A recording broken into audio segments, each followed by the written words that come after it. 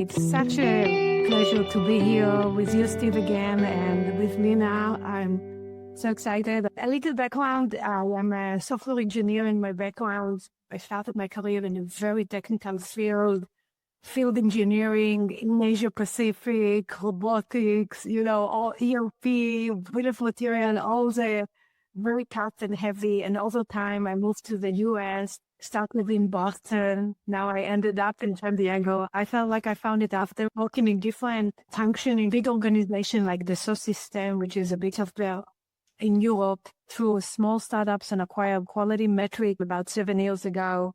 We were less than 20 million now. We are well above 100 million. And I love this journey. I think I love the growth. Well, I have government tax portfolio companies also grow fast. I have an ambivalent relationship with playbooks in general. Well, good. Lina, I'd love to hear more about your background.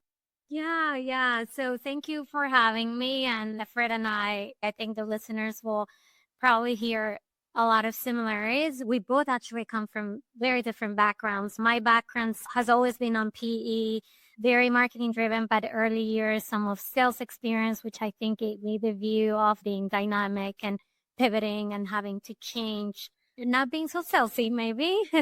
Is what gave me that background, but I've always had a lot of passion on experience. So being experienced officer for a period of time was only what many would say is just matter of time. So 2-time CMO.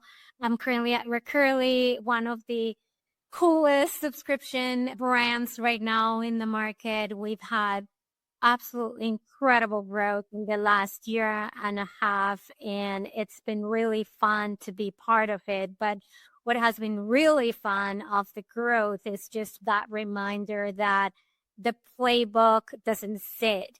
The playbook, kind of like what Efrat said, it's not something that you write and close down and that's what you're going to do. The world's changing. People are changing. We have new generations coming through, which changes absolutely everything, the way buyers want to buy. So I'm very, very passionate about making that connection on what's really translates into value at the end of all of it. I have a hard time talking about people as buyers. I have a really hard time talking about them as buyers. I always want to think of them as people that are getting some value from what we're able to provide them. I think what's fascinating right now is because that playbook needs to constantly change. There's also a very old school mentality of intimacy with customers and how we cannot lose the relationship aspect of how we communicate with our customers and the actual people that we're providing value to. So I'm fascinated by all of that, and I'm excited for this discussion mostly because of that, because there's just so much that we can do on the trust side, but there's so much that technology can actually advance us into in the future. But I'm with Efrat. Don't use the same playbook. It's not going to work. It won't work tomorrow.